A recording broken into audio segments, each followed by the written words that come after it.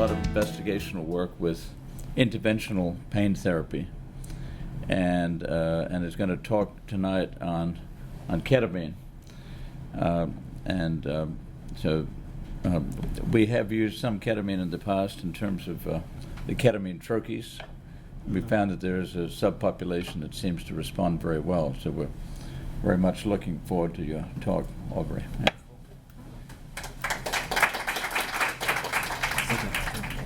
All right. Hello, Aubrey Verdun. I'll be talking about kind of ketamine as an emerging treatment for pain. So, like Sarah, zero disclosures. These are kind of what we'll be kind of going through today. We'll look at the studies supporting the use of ketamine in the perioperative period for improved analgesia, aka pain control. We'll also discuss some studies that show the opiate-sparing effects ketamine can have in opiate-tolerant patients and opiate-tolerant patients undergoing surgery. And then we'll also look at some of the studies discussing the use of ketamine in CRPS and other chronic pain states. And for kind of like the ERLOs, the EDS patients here, there's a few case studies and stuff looking at kind of EDS as being kind of linked as far as pain thing with kind of other neuropathic pain states such as CRPS. All right, so here's just some basic drug information about ketamine. NMDA receptor antagonist, metabolized by the liver. Its half-life is about 2 to 3 hours. Highly lipophilic with a large volume of distribution, and it's a potent anesthetic with minimal effects on the cardiorespiratory system. And it's a standard induction drug we use in hemodynamically unstable patients in the OR because it doesn't really drop your blood pressure and it doesn't stop you from breathing. So high-dose ketamine, patients still breathe as opposed to opiates. And it's used as an adjunct for analgesia and sedation. It's interestingly a derivative of PCP, so also known as kind of smack or angel dust. And PCP was originally used as an anesthetic in the 50s, but they took it off of the market because people had these prolonged emergence deliriums. I don't know if you've ever seen movies of people on PCP or angel dust running all over the place and going crazy. That was occurring in operating rooms, so they eventually cut the faucet off. Some people were like, hey, we really still like this drug. It has some good properties. So there were some people that kind of tweaked PCP and came up with ketamine, and they didn't note this emergence delirium. It was first used in anesthesia in 1966, and then due to its large safety margin and all that, they started using it in the Vietnam War. All right, so here's kind of just the transduction of pain thing, which I'm sure most of us have seen or are familiar with, and where we use different drugs to act on the pain pathway. Nerve endings, you got local anesthetic NSAIDs along the primary afferent, and then kind of where our bread and butter is when we're talking about adjunctive meds for neuropathic pain or for ketamine, we're focused on the dorsal horn. And then here's kind of a nice picture. We have a tissue injury or something, and glutamate gets released. This stimulates this NMDA receptor, which causes a whole bunch of like basic science kind of cascades, but which ultimately results in people having central sensitization and opiate tolerance. You know what I mean? Where they have like allodynia, where it's a light touch that shouldn't be painful, like me rubbing my suit. They're like, that feels extremely painful. They describe burning, fire sensation all the time. If you also take a look at opiates can also cause these enzymatic cascades if you're on prolonged opiates, and you see this thing down at the bottom right corner where they talk about opioid-induced hyperalgesia, where actually taking more opiates makes your pain worse. And I don't know if anybody's ever tried to convince a patient to believe that, but that is extremely difficult. They're like, no way that an opiate is going to make my pain worse. So. All right, so why do we use ketamine as an adjunct for pain management? Uncontrolled acute pain can lead to chronic pain, and that's one of the things that they kind of talk about with EDS patients, from continued hypermobility and joint damage, they eventually end up with chronic pain, and it becomes neuropathic. Chronic pain affects over 70 million people and is increasing. From this article, the cost is over 100 million. Opiates kind of are our current mainstay for postoperative and a lot of non-malignant pain. And exposure to large doses of opiates can result in acute tolerance, hyperalgesia, sedation, respiratory depression, nausea, and vomiting. So Here's a study that looks at ketamine in patients that had total hip arthroplasty. Prospective randomized controlled trial with about 159 patients. Patients received general anesthesia with multimodal analgesia, and they received, in addition to that, either saline or a ketamine infusion. And there was no difference in baseline pain scores between the two groups. In the results, they saw that there was decreased morphine consumption, decreased pain at rest while walking, facilitated rehab, and decreased chronic pain at 6 months. And that's what those kind of arrows kind of outline right here. The white circle being the ketamine group at the bottom, and they had less pain at rest, reaching statistical significance out to 180 days. And then they noted in the top one that the ketamine group also did better functionally post-surgery. Here's another study looking at ketamine and postoperative pain control. 80 patients, open cholecystectomy, and then you got general anesthesia with intraoperative ketamine pre-incision or none. And then again, it also showed that there was significantly less opiate consumption, and there was reduced pain scores.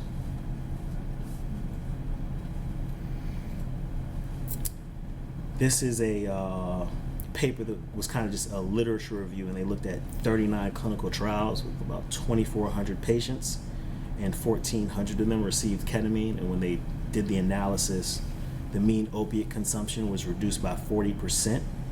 Pain scores were reduced, and there were no major kind of complications. So kind of all those things kind of show that in the perioperative period, it decreases post-op pain scores, which are good because that results in less people having chronic pain, decreases opiate requirements, reduces central sensitization, which is that a normal non-painful stimulus is now painful, reduces opiate tolerance, and reduces opiate-induced hyperalgesia, if you believe in that. So what can it do for kind of the patient that's on a bunch of opiates that's going to surgery? Because we know those people can be difficult to manage at times. Kind of why is this important? They're difficult to manage post-operatively. Increasing the doses discussed before can cause this paradoxical increase in pain. And the side effects of opiates: urinary retention, ileus, decreased abdominal movement, sedation, respiratory depression, and delayed hospital discharge. So these people actually looked at people that were on opiates undergoing back surgery. About 102 patients, and they had two groups. One received a 0.5 milligram per kilogram of ketamine at induction and a continuous infusion at 10 mics per kg per minute, which was stopped at closure. The second group received saline, so nothing. The primary outcome in this study was 48-hour morphine consumption, and the secondary outcome was pain scores the first 48 hours at 6 weeks, and they looked at 6-week morphine equivalents. All right, so this chart kind of just outlines top line. The 24-hour morphine usage was decreased by, if you look all the way to the side, 30%. 48-hour morphine was decreased by 37%. Their pain scores in the PACU were reduced by 27%. The 48-hour, for some reason, there was a mild 2% increase. I can't make sense of that. But the 6-week morphine equivalent usage was down by 71%, and their pain scores at 6 weeks was down 26%. So here's another ketamine trial where they looked at opiate-tolerant patients after spinal fusion. So it was an RCT with 26 patients undergoing 1 to 2 level posterior lumbar spinal fusions, and these patients were taking 60 milligram equivalents of oxycodone, so way past the CDC guidelines. These patients received a similar anesthetic, which included intrathecal morphine near the end of surgery. Group 1, they got 0.2 mg per kg on induction, and then 2 mics per kg per hour over the next 24 hours, and the group 2 control received nothing, no ketamine. And here are the results. The PACU, 1 hour, their pain scores were less, almost half. Post-op day 1, their pain scores were also less, and post-op day 1 with physical therapy, their pain scores were also less. They did note decreased opiate consumption in the ketamine group, but this did not meet statistical significance.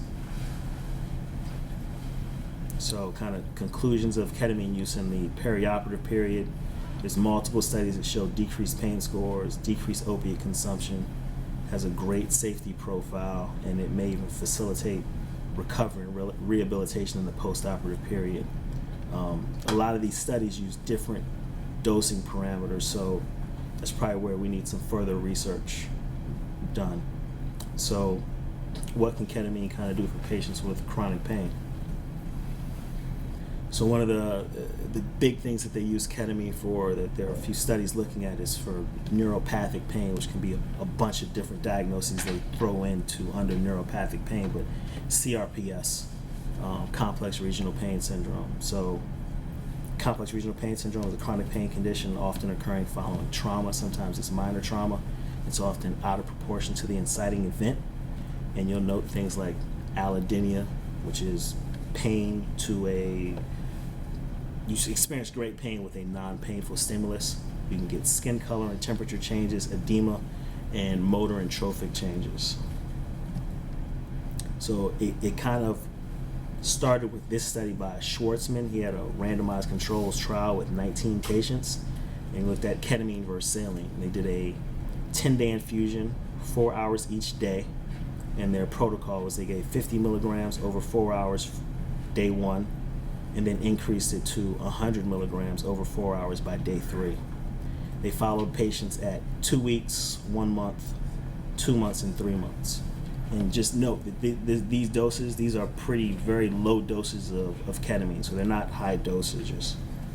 And this is kind of the result. The top is pain in the most affected area. They noted a benefit that reached statistical significance up to week 3 or 4. The burning pain that the patients were complaining of, they noted a statistically significant difference up to week 4 as well. Pain when touched lightly or brushed lightly reached statistical significance up to 8 weeks. And then overall pain level, they showed a benefit up to 2 weeks. There's also a McGill pain questionnaire that they looked at, and this showed statistical significant difference in the ketamine group up to 12 weeks out. The sensory component was a lot less, the affective component was a lot less, and the overall McGill pain score was a lot less. So another guy, Sigtermans, followed up that study not shortly thereafter, looking at CRPS patients. Randomized controlled trial with 60 patients, ketamine versus saline. They did a 4.2 day infusion, and their infusion protocol was 1.2 mics per kg per minute, roughly 5 milligrams an hour, and they increased it to 7.2 mics per kg per minute, which is about 30 milligrams an hour, as tolerated. And they followed these patients for weekly for 3 months. And this is kind of their results. The ketamine group is in the dark square, and they noted pretty significant benefit at week 1, and they, per their analysis, it maintained statistical significance versus placebo up to about week 11. So here's a review article where they reviewed 26 articles on ketamine for pain, and most of the trials looked at CRPS and mixed neuropathic pain. When I say mixed neuropathic pain, they looked at spinal cord injury, which some people with EDS have. They looked at postoperative neuralgia, phantom limb pain, and things like that. There were 6 randomized controlled trials with CRPS, and most of the infusions were carried out 5 days in a row. They were outpatient infusions, roughly about 10 milligrams an hour or 100 milligrams over 4 hours. Most of them showed 6 weeks of significant relief versus placebo.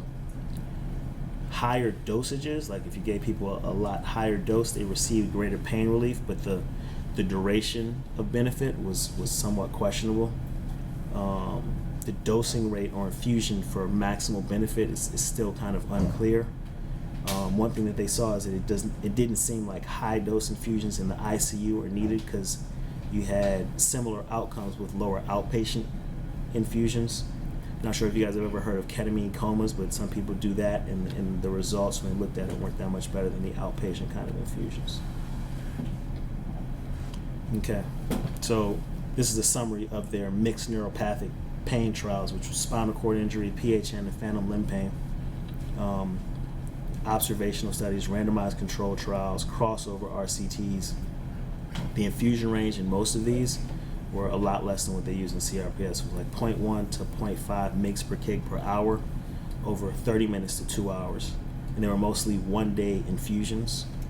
They did show some benefit of 30 to 40%, but the benefit was kind of short-lived. There's a couple case studies that I didn't throw in here on EDS, and they kind of showed some benefit with low-dose infusions for with ketamine. All right, so kind of ketamine for chronic pain. There's a lot of, just summarizing, there's a lot of randomized control trials showing benefit versus placebo in multiple chronic pain conditions. The benefits are dose dependent, but the optimal dosing is unclear, like how many milligrams do we need to provide the greatest benefit, and also the interval of repeat infusions is also unclear. Like, you do several a week, one a week, one every few months, it's still kind of unknown.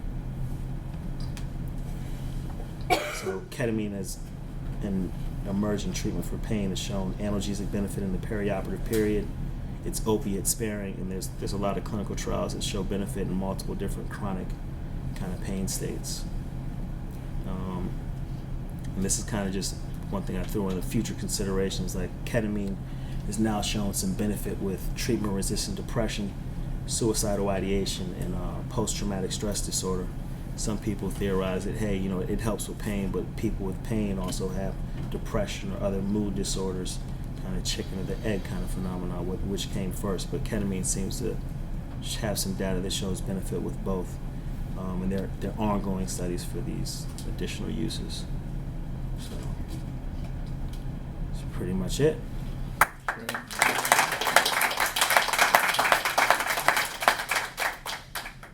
Any questions at all? Could you just share a little anecdote or two of whatever your so what we do at Walter yeah, Reed? can you just share a little about that? Because Yeah, I'm so interested. what we kind of do at Walter Reed, we kind of do a high dose infusion. The guy that ran the pain clinic before I got there is a guy named Jim Houston.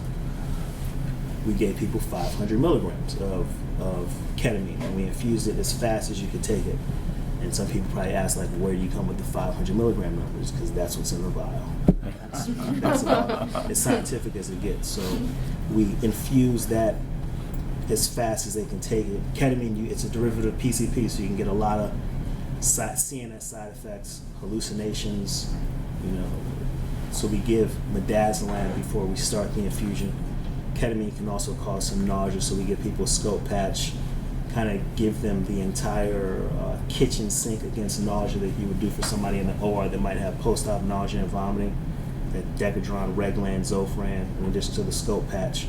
And then we give them about anywhere from 4 to 5 milligrams of midaz, and then I bolus 50 to 100 milligrams of ketamine.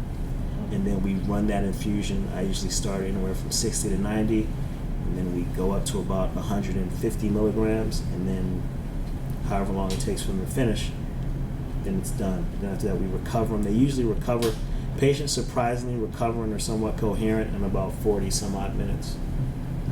The longest I've seen is maybe like an hour and some change, but they're pretty much recovered. And people that we use it in, so we kind of use it in people where everything else has kind of failed.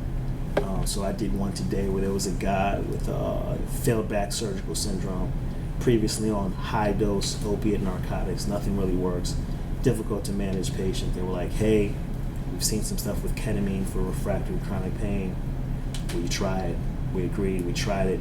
He's now maybe taking 1 or 2 Percocets a week, so he's diminished his medication significantly.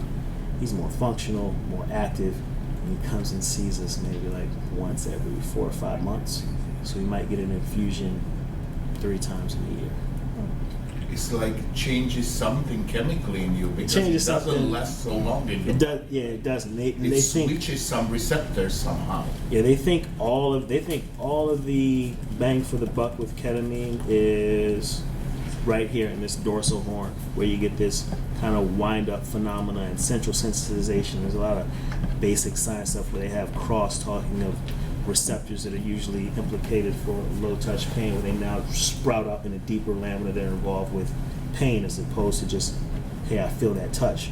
They say ketamine kind of restores this previous homeostasis, so kind of like a reset. So, Aubrey, could you touch briefly on the washout? I know it's not part of the discussion here, but the ability to utilize ketamine to wash out patients wash who are people off of previously heavily addicted. So they have some protocols where they do these URAD, ultra rapid opiate detox, where there's a protocol where you basically take people on high dose opiates, you stop them, they come in and withdrawal, you take them to the operating room, and there's this whole kind of protocol. Ketamine you give, clonidine, and a few other medications to kind of reset them or help with pain, and you do that in the OR for, I believe the protocol is like 3 to 4 hours, and they wake up, allegedly they have less pain. You treat them symptomatically for their withdrawal symptoms, and then there have been a few patients at Walter Reed, this is prior to me coming there, with 3 or 4 where they were able to successfully get people off of high dose opiates. It's not without risk though, because you're taking them to the OR, intubating, putting them to sleep, doing pretty high dose ketamine. And I've seen similar kind of results in patients where this works when we do an infusion without having to do the high dose and going to the OR. Kind of like this guy that we did today, where he was previously on, ate a lot of opioids, and now some days he doesn't take opioids, and we did that with just an outpatient infusion trial. But it's definitely something that it's worth a shot to try if you have somebody that's on a lot of opiates and you're having issues with getting their prescriptions filled, or et cetera, and they're open to trying something new and maybe saying, hey, let's try this and see if we can decrease your opiates. It's definitely something that's reasonable, and it's extremely low risk. And the only thing you may get is kind of benefit. So. But does insurance cover it? No, so insurance does not cover it. So most places that do ketamine, it's outpatient based, and they charge cash. It's kind of cash based practice, unless you are in the military. VA TRICARE is kind of in the military. It's Dr. Rosenbach. You just kind of do whatever you want. You're not worried about reimbursement or anything like that. You do what you feel is right by the patient, and that's how you kind of roll. You're not worried about reimbursement. Can you make any comments about oral use of ketamine? So like oral use, it's highly metabolized by the liver, so people don't get as good of an effect as you do with IV. They do have now these nasal ketamine sprays or troches that some people are prescribing for patients with chronic pain states. There's some stuff for people using it for migraines and stuff like that. My only hesitation of that is if, ketamine you can dissociate. Let's say somebody's driving or doing something, they decide to take a ketamine troche or a nasal spray, and then you can get nystagmus with this. They're seeing double, crash into the road, they see a ketamine stick and your name is on it. It's like, why is this doctor giving this guy ketamine? So to use out on the street, so that's my only hesitation with ketamine for kind of a prescription handing to a patient, is that sometimes people don't always take stuff as we prescribe, as evidenced by this opiate epidemic.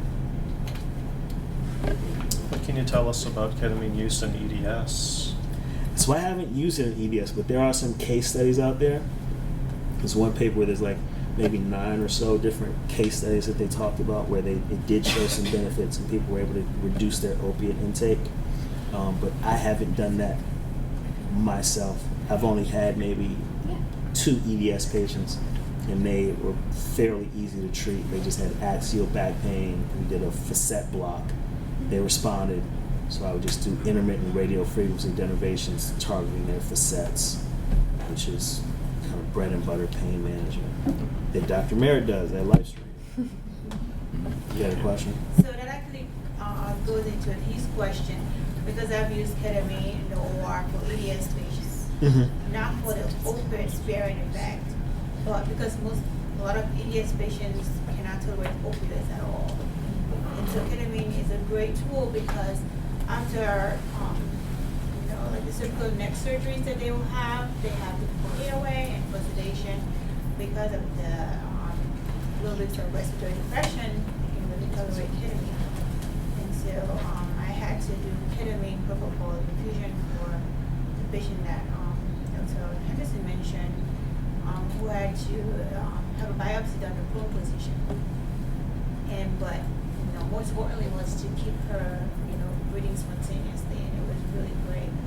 And then we also noticed that after the procedure itself and being on ketamine for over an hour, her dystonias, were gone for quite a while, a couple of hours, I think, before only Demerol was stopping the dystonias. So I know there's not a lot of studies that have been done on ketamine itself, but I'm really hoping that for this patient population, that ketamine could be a great tool for anesthesiology, especially operating room system. Yeah, in the OR, to me, with patients, complex patients, or if you have any multi-level fusions, ketamine's an excellent drug or excellent drug use. So at Walter Reed, when there are a few docs that do multi-level fusions, and they get grouped into this complex spine protocol. So those patients, they get ketamine ran in the OR, they get ketamine ran for 2 days post-operatively. Pre-op, they also give them gabapentin and some other neuropathic pain meds, and they seem to do pretty well. So it's something that we do at Walter Reed's, which could really be done anywhere. And they've shown that it's decreased people's post-op PCA usage, kind of like some of the studies that show. Good. Is the use of ketamine for treatment-resistant major depression as encouraging as they're saying it is? So in looking at this study, so there's like a couple studies from NIH, Yale, it looks pretty robust and promising. I've done quite a number of them at Walter Reed. So some of the critics of some of the studies say that, hey, it's only short-lived, but in these studies they were just taking people off of all their meds, washed them out, and they just did ketamine versus nothing, right? And these people got better with just ketamine, so they're not doing any intensive outpatient therapy, anything else like that. So ketamine in conjunction with, psychotherapy and medication management, I think the benefit would be a lot longer. We've seen that, we've done that some at Walter Reed, but there isn't a study yet looking at ketamine in addition to everything else that you would do for the treatment of a major depressive disorder. I kind of tell people that, hey, ketamine is not a cure-all, but it's something where it can open a window where you can delve into deeper issues and discuss them with your psychiatrist or psychologist that you previously would have clenched and held tight to your chest. And that's kind of important when you're dealing with the whole healing and grieving process.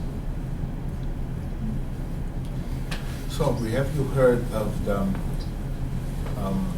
dilution of ketamine for oral use? Dilution of ketamine Like you for take oral that use. 50 milliliters vial, it also comes in 50, right? Yeah, it can, yeah. And you put it in 50 milliliters of saline, and you make 1 milligram per milliliter, and you put that on the tongue.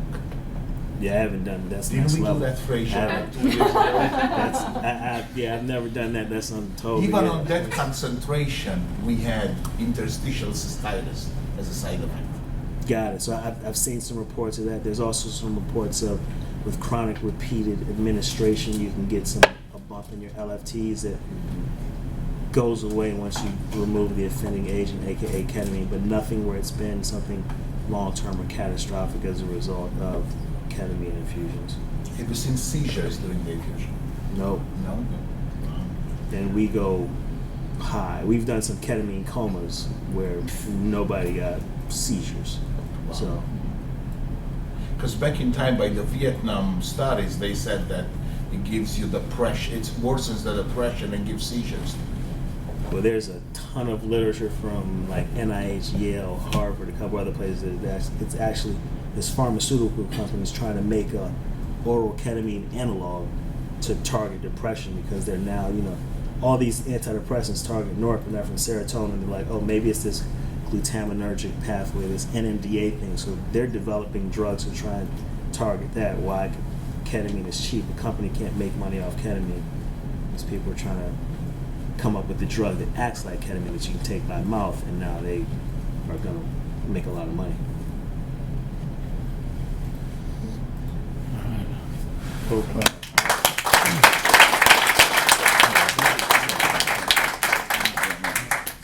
Thank you very much, Dr. Verdun, and thank you for your service to our troops. It's my pleasure.